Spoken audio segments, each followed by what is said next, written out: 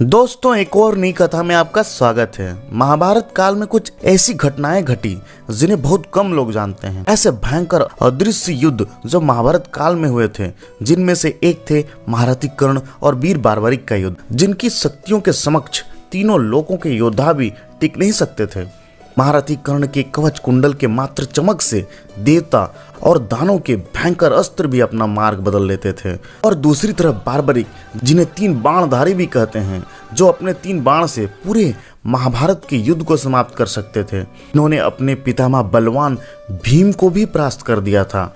इनको ही कलयुग में लोग बाबा खट्टू श्याम जी के नाम से पूछते हैं। तो आखिर क्या हुआ था जिसके कारण बार्बरिक और महारथी कर्ण के बीच युद्ध हुआ? चलिए जानते हैं आज के वृतांत में। दोस्तों, यह बात उस समय की है जब पांडव अपने अज्ञातवास को छुप कर काट रहे थे। तब भगवान श्री कृष्ण जी साथ अर्जुन घटोत्कच के पास उनके वहां होने वाले महाभारत युद्ध का प्रस्ताव लेकर जा रहे थे।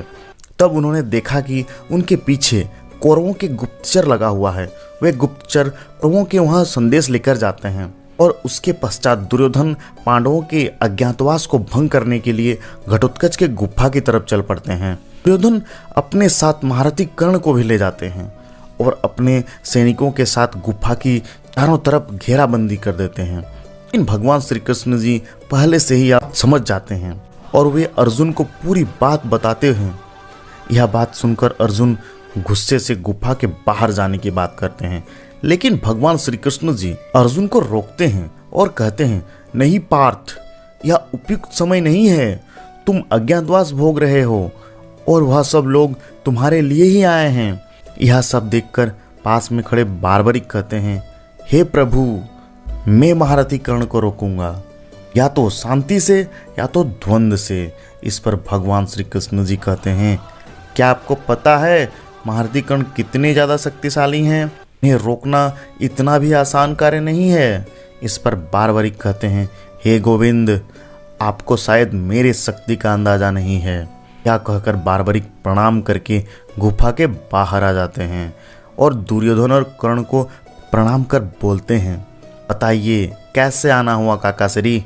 यह सुनकर दुर्योधन कहते हैं, बालक, हमें तुम्हारे गुफा के अंदर जाना है और हमें किसी की तलाश है। इस पर बार्बरिक कहते हैं, मुझे क्षमा कीजिए, इस समय आप भीतर नहीं जा सकते।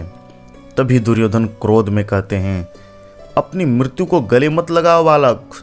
फिर बार्बरिक मुस्कुराते हुए कहते हैं, आप दोनों महाशक्तिशाली योद्धा हो, आप प्रयास करके देख सकते हो। इतने में ही दुर्योधन सैनिकों से कहते हैं, इसे यहाँ से हटाओ। तभी सैनिक आगे बढ़ते हैं, लेकिन बार्बरिक में इतनी शक्ति होती है, वह सिर्फ धरती पर जोर से पैर मारकर ही साधारण सैनिकों को गिरा देते हैं। यह देखकर दुर्योधन भयभीत होकर कर्ण से कहते हैं, मित्र, यह साधारण बालक नहीं है, इसे तुम्हारे जैसे योद्धा ही परास्त कर सकते हैं। फिर महारथी कर्ण कहते हैं, बालक, हमारे मार्ग से हट जाओ, अन्यथा तुम्हें मेरा सामना करना होगा। तभी बार्बरिक कहते हैं, आप भी प्रयास कर लीजिए। फिर महारथी कर्ण अपने रथ से नीचे उतरते हैं और बार्बरिक की ओर धनुष की प्रत्यंचा को खींचते हैं और व्याभव अस्त्र छोड़ देते हैं। तभी इतनी जोर से हवा चलती है कि वहां खड़े सारे सैनिकों में हाहाकार मच जाता है। लेकिन कर्ण के इस अस्त्र का प्रभाव बार्बरिक पर नहीं होता, वह टस से मस नहीं होता है। तभी बार्बरिक भी अपने धनुष की प्रत्यंचा खींचते हैं और अस्त्र छोड़ते हैं। तभी उस अस्त्र से दुर्योधन घायल होकर रथ से नीचे गिर जाते हैं। यह देखकर बार्बरिक हंसने लगते हैं और कहते हैं, आप ठीक तो हैं काकश्री? तब दुर्योधन कहते हैं, तुम्हारी यह मजाल कुटिल बालक। और कर्ण से कहते हैं, इस बालक को यम के द्वार पहुंचा दो मित्र।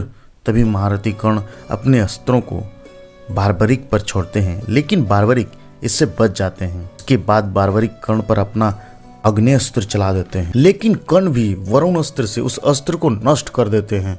ऐसे ही दोनों में घमासान युद्ध चलता रहता है।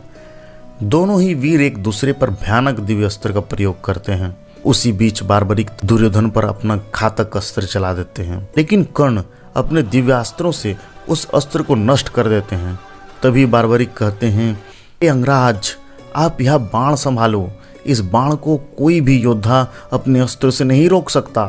तभी बारबरिक दुर्योधन की तरफ अपने दिव्य आमोग बाण छोड़ देते हैं, लेकिन महारथी कर्ण उस अस्त्र को अपने अस्त्र द्वारा रोकने का प्रयास करते हैं, लेकिन उसे रोक नहीं पाते और अस्त्र दुर्योधन की ओर बढ़ने लगता है। यह देखकर महारथी कर्ण स्वयं दुर्योधन के सामने आकर खड़े हो जाते हैं। फिर जब वह दिव्य अमोघ अस्त्र कर्ण से टकराने वाला होता है, तभी उनका दिव्य कवच प्रकट हो जाता है और वह कवच से टकराकर यह बाण नष्ट हो जाता है। यह देखकर बारबरिक को आश्चर्यचकित होता है और मन ही मन में सोचते हैं, यह कैसे संभव हो सकता है? इस दिव्यास्त्र को तो केवल इंद्र का वज्र ही रोक सकता है। तभी दुर्योधन कहते हैं, यह अमृत से निर्मित दिव्य कवच है, इसे तीनों लोकों में कोई भी योद्धा तोड़ नहीं सकता। तुम्हारा हर प्रयास विफल हो जाएगा बालक। इतने में ही वहां पर भगवान श्री कृष्ण पहुंच जाते हैं और वह कहते हैं, पुत्र तुम इनके मार्ग से हट जाओ, इन्हें देखने दो जो भी भ्राता दुर्योधन देखना चाहते हैं। तभी दुर्योधन और कर्ण अंदर जाते हैं, लेकिन वहां पर उन्हें कोई नहीं मिलता, क्योंकि भगवान श्री कृष्ण जी ने अर्जुन को अपने माया से अदृश्य कर दिया था। अब आप लोग बताओ, यदि बारबरिक कर्ण पर अपने तीनों आमोग बाण चला देते तो क्या होता? दोस्तों, अगर आपको यह वीडियो पसंद आया तो लाइक कर दें और इस चैनल पर नए हैं तो प्लीज़ सब्सक्राइब करके बेल आइकन को ऑन कर लें, ताकि न्यू वीडियो का नोटिफिकेशन आप तक पहुंच सके। धन्यवाद।